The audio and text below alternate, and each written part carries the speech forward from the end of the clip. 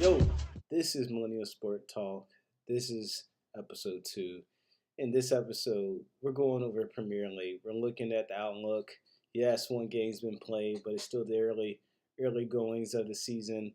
We had our first significant injury to the defending champions, Manchester City. Super Cup was today. Might talk a little bit about that. Obviously, that's not something that we're too concerned with. Still a bit of an exhibition match. And we're going to talk about some Mourinho and what to expect from Manchester United, what to expect from Arsenal, what to expect from Chelsea. So we got quite a bit of soccer, and we might talk some MLS if we have time. Wayne Rooney's been playing out of his mind, and are they getting ready for the playoffs? I think they are. So let's go ahead and jump right into it. What I want to talk about is Manchester City and their star boy Kevin De Bruyne just picked up a knock in training. He's we don't know how long he's going to be out for, but it is his knee, a very important part of the body that is going to take some time to heal. I've heard an estimate of 2 months. I mean, who knows? 2 months, 3 months. As long as it's not more than 3 months, I think City will be fine and they'll still be able to challenge for the title. I don't think this is going to derail their season at all. If you really look at around the league, I mean, if they're not playing up to their best, I mean, over half the teams in the league aren't playing at their best right now. Nobody's had a lot of time together. Nobody's playing particularly amazing football. I think people were impressed with what Liverpool did, but I don't think that's really too pressing. And I do think that if De Bruyne is missing for that Liverpool match, it makes it much more interesting. And I do think City has a chance to beat Liverpool even without Kevin De Bruyne. One thing that will hurt Man City going down the road is that when you're losing a critical player such as him, there is a good and bad news always comes along with it. Good news is a lot of guys get more playing time, makes a lot of people happy because they're going to be playing more minutes than they normally would. But the bad news is that those players aren't as good as Kevin De Bruyne. And once you put more time on the field for them, the more likely it is that they get hurt. So, there's more chances for those reserves to get hurt. But overall, it would help. I think this injury is going to help them later down the season when they need to pull deep into those ranks, and those guys would have had a bit of experience. So, not a major concern. Unfortunately, they don't get United until November, so he would have to miss at least 4 months for that game to be at risk, or 3 months for that game, for him to be at risk for missing that game. So as far as the rest of the outlook, obviously City is still considered the favorites to repeat. Of course, you will be the favorites to repeat when you reload up after winning the league by 20 points. So that doesn't mean that United can't compete and challenge them by any means. I do think City was a bit fortunate last year. Sure, they got quality players, but for them to repeat that and squeak by the games that they squeaked by, and United, I mean, they played well last year, and they were on the tail much of the season until, I think they started breaking away. It was around the time I think Pogba picked up his 3-game ban, and he had already missed some time earlier in the season for injury, or I think it was the other way around. But both of those rides, those 3 games, or 4 games at a time, that's where City started really distancing themselves. It felt like, and we started burning more into our squad, and guys were getting worn out, and we couldn't finish a lot of games. So yes, I say we because I am a United fan, but I do play respect where respect is due. And yeah, right now the favorites are City and Liverpool, but Liverpool will get exposed again as they always do, and we'll see how Klopp reacts to that. That will be interesting. But they do have some phenomenal players out there who can just out talent and outclass teams that they haven't been able to do in the past. So it's going to be a very interesting race. overall, you gotta like City over Liverpool still, and I do think United. Um, I mean, we did finish above them last year, did we not? And I think we've gotten a lot better as well. People always look at signings to indicate improvement, but when you had a team as young as United's did, and they had the World Cup that they did, Jesse Lingard, Rashford, Pogba, of course, Lukaku. Yeah, I think Moreno, people criticize him for his tactics and how he plays and how he talks and how he carries himself, but the man picks up results. I mean, he picks up results. I thought we were definitely have lost that first match of the season. Pogba hadn't laced up for us yet. That was his first game back. Rashford hadn't laced up for us. Lukaku. I mean, none of these guys had played any minutes, and unlike City, we're not as deep as City is, and we haven't been playing with each other as long as City has. De Bruyne and Guerrero, David Silva, those guys have been with each other for a much longer time period than the core pieces of our team. So for us to pick up that result and so many new pieces in there, I thought that was a pretty impressive victory. And you can go into the details and make excuses, but they went up to a 2-goal lead and sealed the game. So that one last goal, it's not hurting anybody. We're not worried about goal differential this early.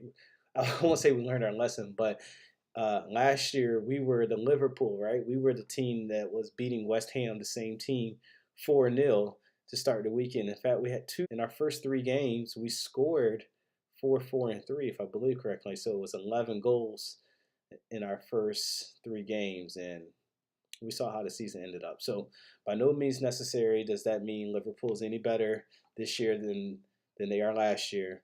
We'll keep paying attention, but I know everybody heard about Zinedine Zidane thinking about coaching, managing Manchester United. I like that. I like that. I like a Frenchman who's proven come in with Pogba. He would definitely get along with Pogba better than Mourinho. I mean, almost anybody would, but especially one of his own countrymen to come and manage the team, a guy that he almost went and played for. So I think obviously Zinedine, he's a guy that could manage our team, and that's not bad if you can pick up the reigning Champions League manager, fresh off of 2 straight victories, I believe, back-to-back victories. No, he was. Yeah, he won 3. Yeah, I'm sorry.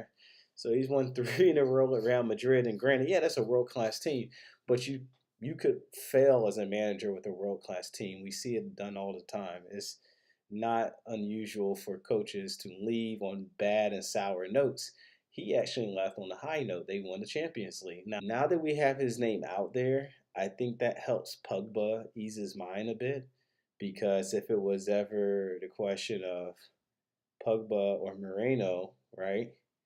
Now we know Zidane is interested in managing Manchester United. And let's just be honest, largely because Pogba's there. And that's the amazing thing about Pogba, is that as long as you have Pogba there, managers are going to want to come and players are going to want to come. And fans are going to keep getting fans, obviously. And we're going to keep our popularity up. We're going to keep that brand up. Pogba is more critical to Manchester United than Jose Mourinho. That's goes without saying from a business and a football perspective. Jose Mourinho, I don't want to insult his professionalism, but some of the ways tactics he used this off season makes you wonder how much he actually cares about succeeding versus getting things done the way he wants to do it. Which that's tough, right? Do you want to win? Would you rather win not doing it your way, or would you rather win doing it or just do it your way and lose? So I think that just comes down to the level of stubbornness, and we know Mourinho is a pretty stubborn man. So it's not to speak too ill of the man, because you have to respect the fact that he's taken this club from where we were 6th place and not even in Champions League contention to now. We're not even worried about Champions League anymore. We're worried about trophies and silverware again, and it's just a matter of that dream to come to realization. And I think he'll win. He will win silverware. That's the thing. I believe he would definitely win silverware, and I think this is still his last year at Man United. And I think he'll last the entire year. He's not going to get sacked during the year, but will win silverware, and this will be his last year. So yeah, so now that some time has gone by since the rumors of Pogba to Barcelona have somewhat concluded, all of a sudden we hear another rumor that Raiola, Pogba's agent, agreed to terms with Barcelona, and shortly thereafter, Mourinho and United, was it Wednesday or Thursday of this week, have come out and said that that's nonsense. And Mourinho's happy; he's completely happy with Pogba. And Man U has released a official statement denouncing those rumors. But while I'm glad that they did that, I'm glad that that's cleared up that he will be staying, which we already knew he would be staying for this year. I do find it concerning that Pogba hasn't made an official statement. Not that he needed to, but just to clear up some of the comments he made from the last match. It could mean anything.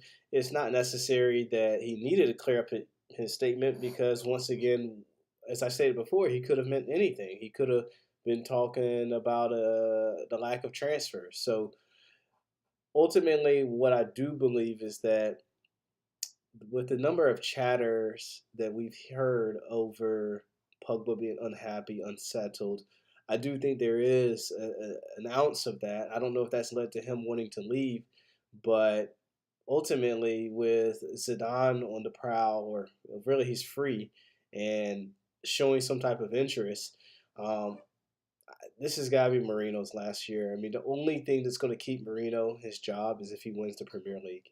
Second place, you have to sack him. Um, or Champions League. If he wins the Champions Cup, then sure, he gets another year. But the players, we can't afford to lose talent like Pogba on account of a coach. You know, no player is bigger than the club, and no manager is bigger than the club. No coach is bigger than the club. Nobody is bigger than Manchester United. And if you're standing in the way of progression and success of Manchester United, we need to get rid of you. And Pogba has only wanted greatness for the club. He's actively tried to recruit the likes of Antoine Griezmann, which I think took a turn because of his unhappiness with Mourinho, who, we had a rocky season last year. Ultimately, still finished second, but it wasn't the prize that we were eyeing. We were eyeing to be competitive the entire year. That would have made that last matchup that much more important with City, as Pogba iterated in his comments after that match as well. But we have to be at the top and competing for the top of the league, and Pogba allows us to do that. Pogba is 25 years old. Pogba is going to allow us to keep the talent coming in and retaining talent so that we can stay on top once we get there. But Pogba is our priority over Mourinho, and that's clear at this point. Somebody can't make it. Like I said, I predicted United and City. Liverpool, I got a shoe in Liverpool, and then between Chelsea and Tottenham will finish above Chelsea as the new manager is getting acquainted with the Premier League and the style coming from Napoli. It'll be a coin toss. It'll be a coin toss. We'll see what happens, but I'm just going to have to I got to pick one team. I can't say push. I have to pick one team. I'm picking Spurs. It's week 2 of the Premier League, and we have a full slate of games coming up Saturday, Sunday, and then one match on Monday with Liverpool playing. An upset, I think, would be Arsenal beating Chelsea, which, if that happens, Chelsea, you definitely have a lot of questions to be answered because Arsenal's a complete mess, and you have no business losing to Arsenal at home. So, Chelsea Arsenal is the big match at 12:30 on Saturday. Make sure you check that out. It should be pretty hilarious to watch one way or the other. I mean, Chelsea's got the most pressure on them. I do think anything less than 3 points has got to be a failure. I mean, Arsenal's a team that just got shellacked by a City team who played their subs and didn't look competitive at all. So fully expect Chelsea to come away 3 points there. Tottenham's playing Fulham, who can be tricky, but playing at home this early in the season, I expect Spurs to come away with that win. And then outside of that, I mean, City's going to demolish Huddersfield. And then, of course, United. We do have Brighton Hove Albion on the road away expect us to come away with a 1-0 victory. Um, I would love to see 2-0, but realistically speaking, away, we know how this team plays. 1-0 is essentially what, if we're going to come away 3 points, I would bet 1-0 over any other result. And Mourinho has come out, said he's pleased with Pogba. Pogba, now this is your time to go out and shine.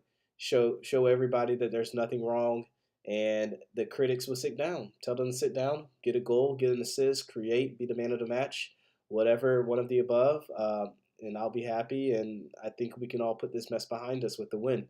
And then Liverpool play away to Crystal Palace, who can be a very dangerous foe. They have attacking weapons with Zaha. Wilfred Zaha has been on a roll. Liverpool has to be careful not to get caught too far forward in this match. If you ever give a home team a lead early, you know how that goes in football. So Liverpool has more than enough firepower to catch up if need be, but I would love to see this as a trap game. This is definitely, if you want to call it a trap game or trap match, whatever you want to call it, it's not a very easy match, and this will definitely determine how well disciplined this Liverpool team is early in the season. It's a good test for them. So I fully expect all the top five, you can say top six because Arsenal's not top six, to win and get 3 points this week. Anything less than 3 points will set anybody in those teams that are clubs who did not win. It will set you back a little bit. So huge weekend. Every weekend's a huge weekend, especially this early in the season.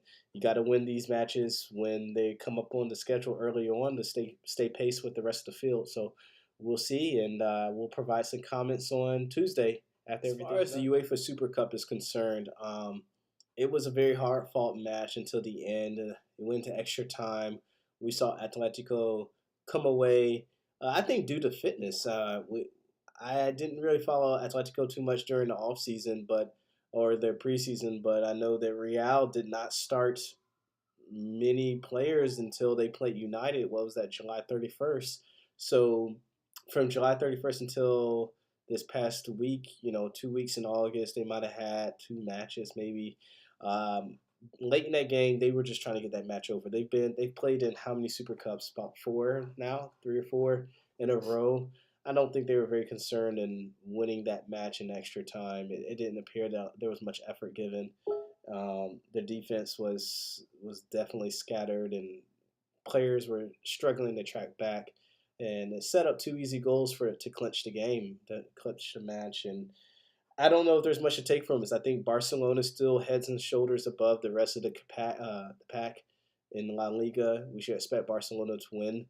Barcelona's younger, and they will be a better squad this year now that Ronaldo's missing, or well, has left Real Madrid. So Real, they are going to have a battle for second with Atletico, and that's a battle that unfortunately they're not accustomed to having. So sorry, Real Madrid, Los Blancos, but if you got to depend on Gareth Bale to be your star, your captain, your best player, which was one of the reasons why United was so hesitant on buying him, you're going to be in for a long season, considering it's only a matter of time before he picks up a knock. He's out for 3-4 matches.